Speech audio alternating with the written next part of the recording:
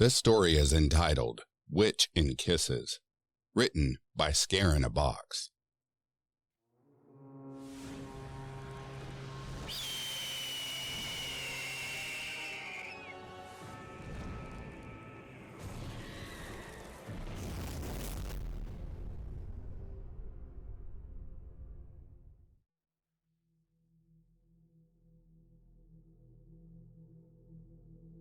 In September, there were blackberries, but by October, only thorns.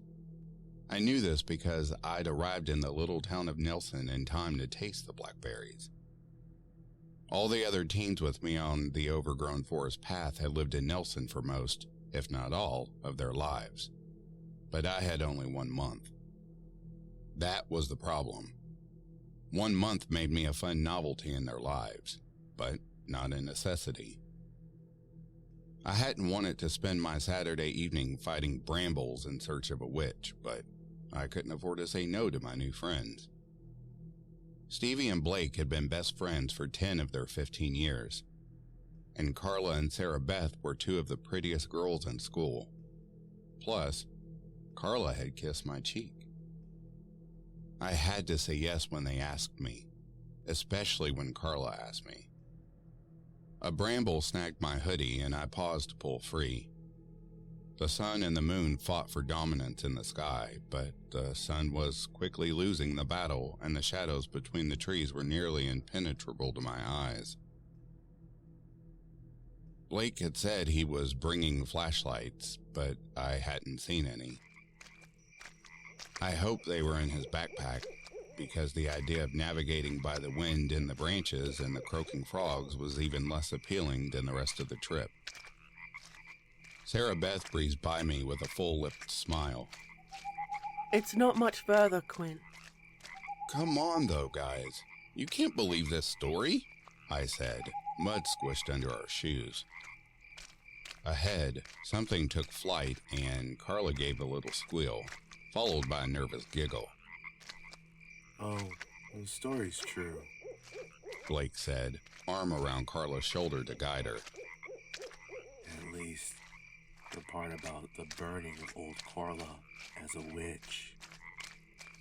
Carla winced. She must have gotten shit her whole life sharing a name with the old witch. Maybe that's why she was so dead set on this venture. She couldn't escape the legend, so she was walking directly into it. I shot her a meaningful glance, or I hoped it was. So why do we want to waste our night seeing where some poor old woman burned? Old Carla was not some poor old lady, Stevie said from behind me. He clapped a hand on my shoulder and urged me forward. She was a murderer and a real witch. They say she ate her victim's eyes like a vulture picking at roadkill. Shut up! Carla snapped. This way. And they always say things like that about women. History is cruel to strong women. Stevie lowered his voice to continue with the legend. Carla had already related it in school, but somehow it seemed creepier and more real, out in the nighttime woods where old Carla was said to have lived. Old Carla was a real witch. Don't let anyone say otherwise. Town legend states that she didn't fully die when she was burned, because before the town came for her, she cut out her tongue in the middle of an incantation. She infused it with her true essence and then it grew vulture wings and flew away.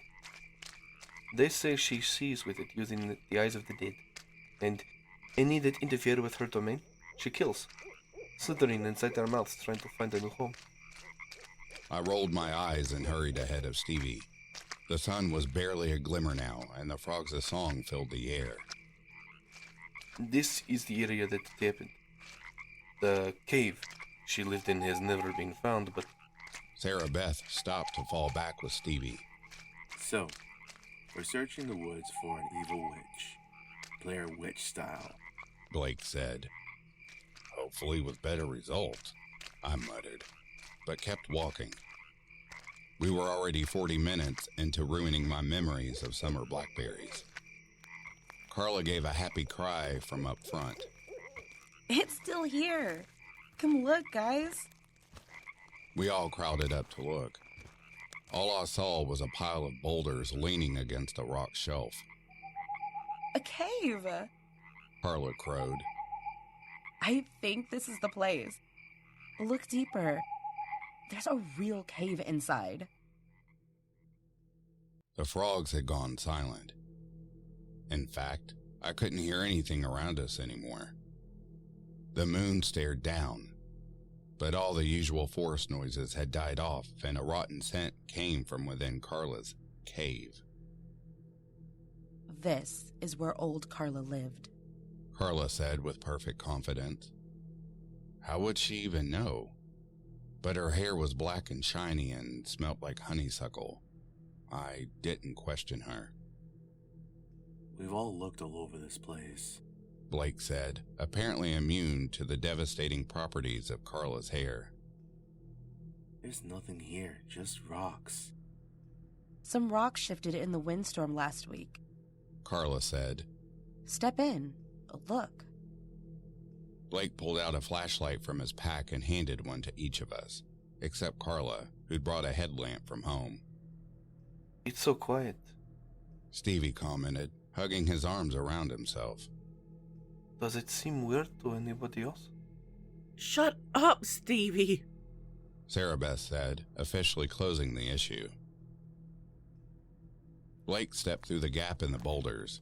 Carla dared the rest of us with her eyes. Stevie and Sarah Beth went next, and I followed with Carla close behind me, her breath on my neck. It smelled bad. I wouldn't have pegged her for the bad breath type. The tunnel was tight, but as Carla predicted, it led into a cave in the rock shelf. Our flashlights zipped around the space. There was nothing inside to convince me anyone had ever lived there or that anyone would want to. Is there bird nest in here? Stevie asked, bending and picking up a feather into its flashlight beam. A vulture, maybe? Blake said with a giant grin. it sure stings like rotten meat. Let's go. Sarah Beth said. Before anyone could respond, she pushed past me, back through the divide in the rocks. Carla smirked, back to darkness, fogged rock, arms folded under her chest.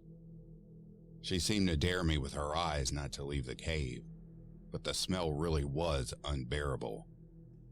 But for me, it was the silence that really did it.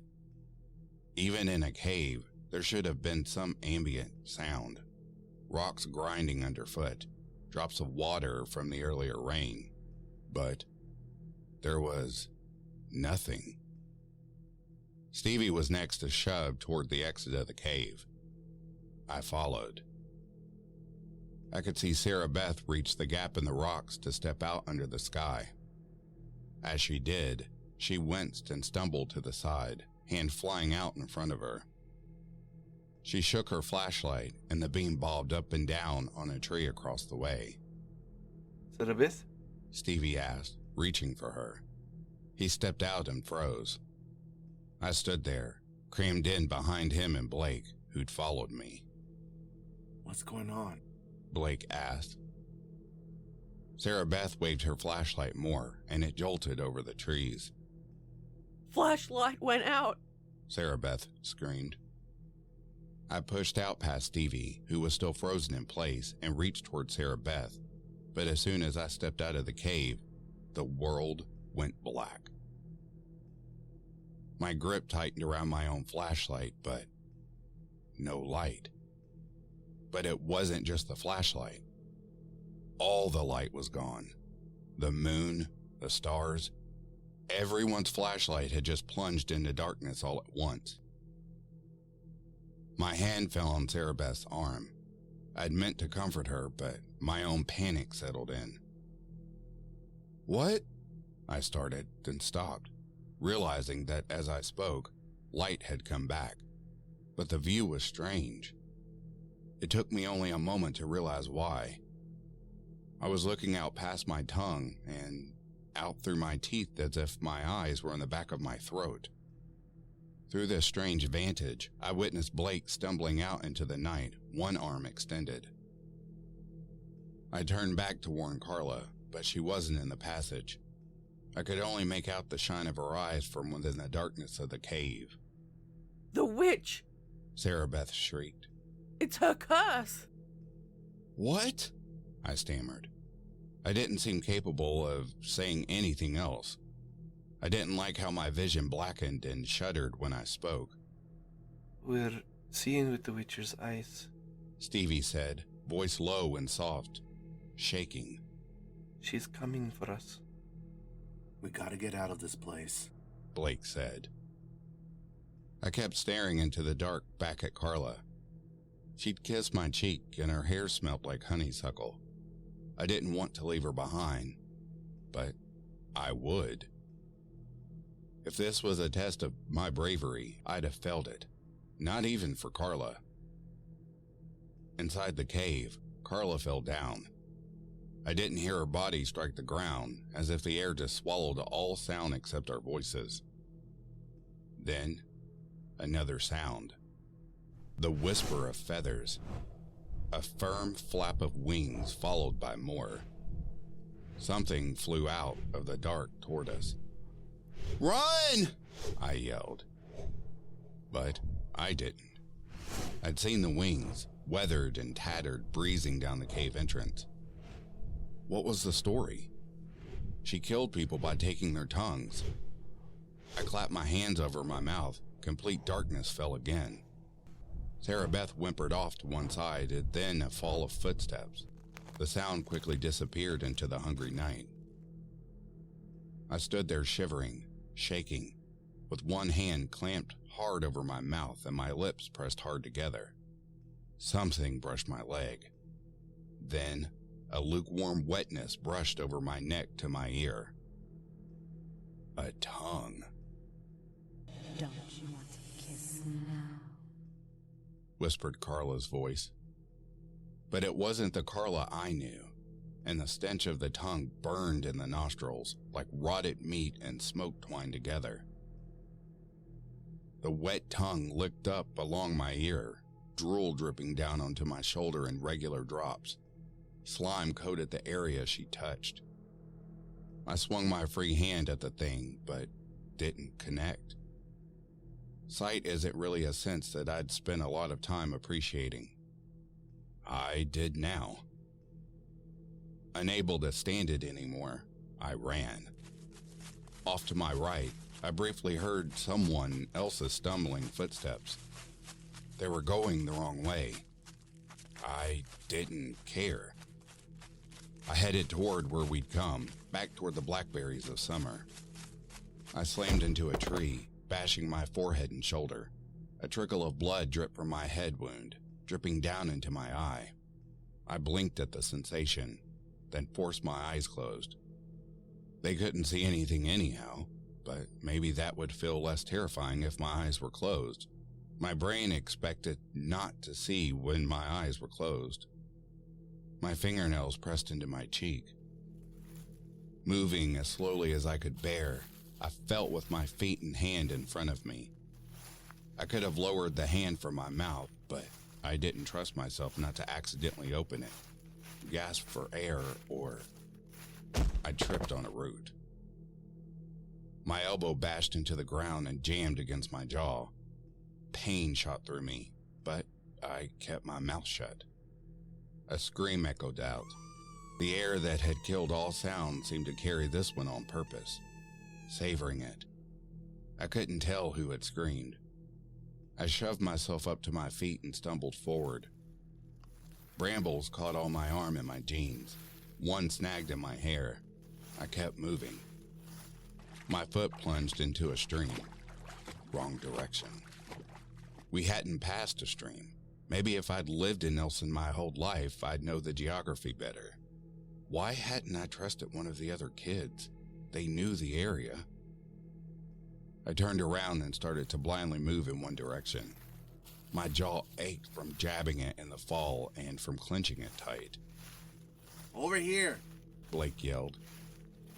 I turned, trying to locate his voice. over here, over here. He didn't sound far, and I ran as quickly as I could in his direction. almost following him to a bush and hip-checking a tree on the way, but his voice came closer as I moved. Quint, man, over here. Just follow my voice. Was I dreaming it, or was the light seeming to move on my closed eyelids? Could it be a flashlight beam? I dropped mine back by the cave, but maybe Blake hadn't. If I could see again, then I must have some distance from that hellish place. It's okay, man.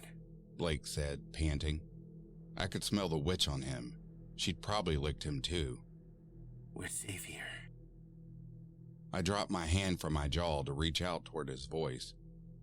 There was definitely light behind my eyeballs, but I couldn't seem to open my eyes. Where are the others? I managed to get all the words out before my brain clicked. I was still seeing through my teeth, and almost worse, I was facing the cave.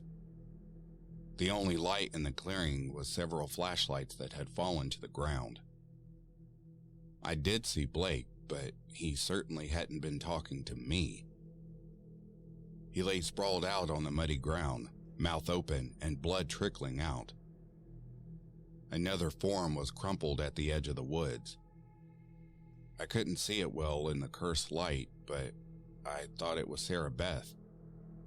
She wasn't moving. All that running, and I had gotten nowhere. I screamed, unable to stop.